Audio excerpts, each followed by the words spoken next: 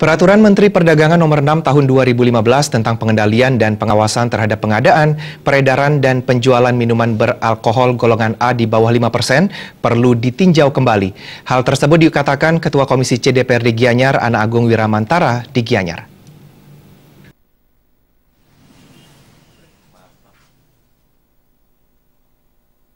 Menurut Ketua Komisi C DPRD Gianyar, Ana Agung Wiramantara, sebagai daerah tujuan pariwisata, pihaknya tidak keberatan pemerintah menerapkan aturan penjualan minuman beralkohol di toko tertentu.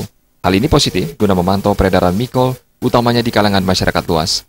Hanya saja aturan ini perlu ditinjau kembali, mengingat peredaran mikol tidak hanya dari toko kecil saja, namun yang lebih membahayakan adalah adanya penjualan minuman beralkohol dengan persentase tinggi secara ilegal.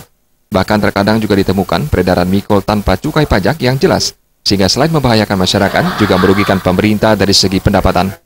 Hingga saat ini, di Kabupaten Gianyar sendiri, penjualan mikol sudah sesuai dengan aturan yang berlaku, sehingga keberadaan Permendak ini tidak terlalu mengkhawatirkan.